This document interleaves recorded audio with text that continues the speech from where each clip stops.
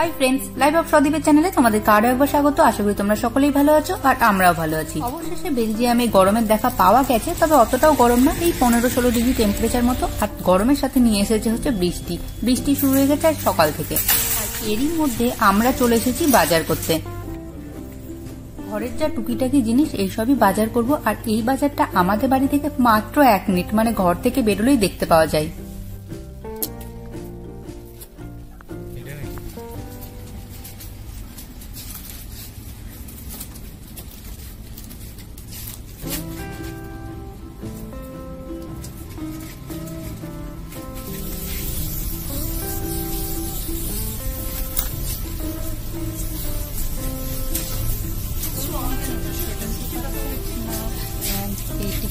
দুটোই নিয়ে নে, হ্যাঁ দুটোই নিয়ে নে, যখন যেটা মনে হবে খাওয়া যাবে।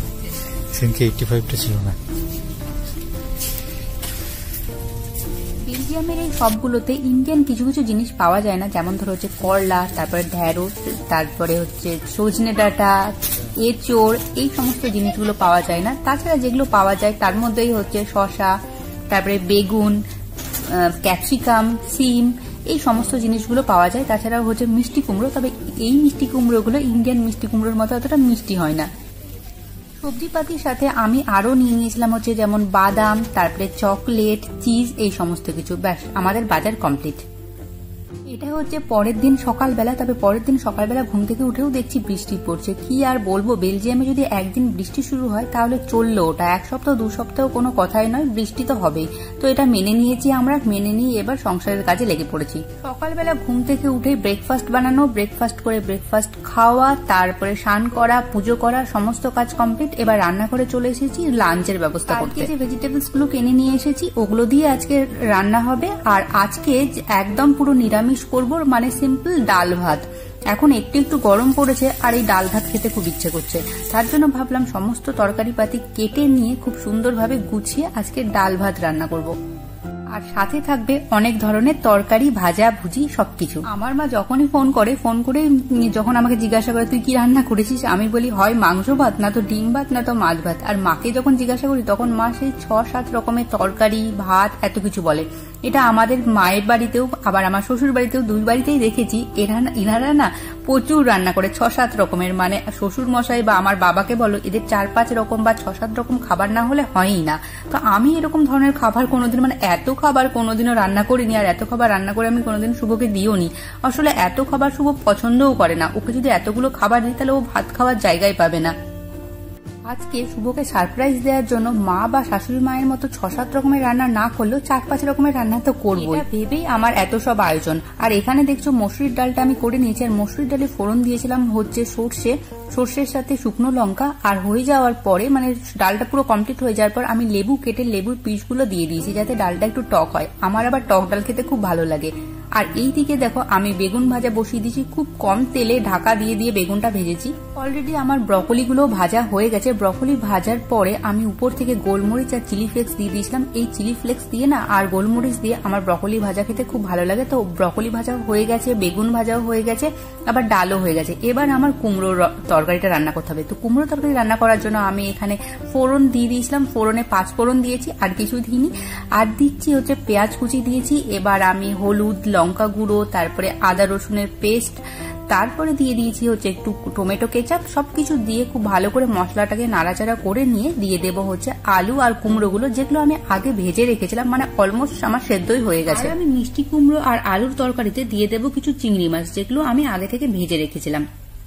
আমার রান্নাটা অলমোস্ট কমপ্লিট হয়ে গেছে। উপর থেকে গরম মশলা ছড়িয়ে আমি ওটা ঢাকা দিয়ে রেখে দেবো। হয়ে গেল আমার সমস্ত কিছু রান্না। এবার যেটা করছি সেটা হচ্ছে মোস্ট ইম্পর্টেন্ট গরমের জন্য।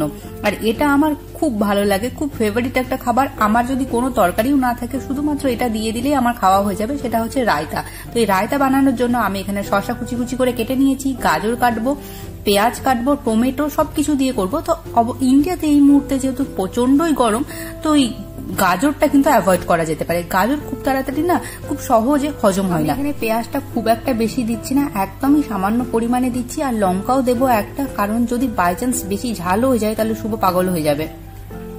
আর এই লঙ্কাগুলোকে আমি যতটা পারি ছোট ছোট করে কাটার চেষ্টা করি। এখানেও দেখো আমি প্রচন্ড ছোট ছোট করেছি, আমি এর থেকেও আরো ছোট করি মাঝে মধ্যে, তবে আজকে আর করলাম না, এটাই ঠিক আছে। এবার দিয়ে দেবো হচ্ছে চেরি টমেটো। এই চেরি টমেটো গুলো আমার খুব ভালো লাগে, এই টমেটো গুলো না অনেকটা মিষ্টি মিষ্টি টাইপের হয়, তো আমার এই টমেটো গুলো খুব ভালো লাগে।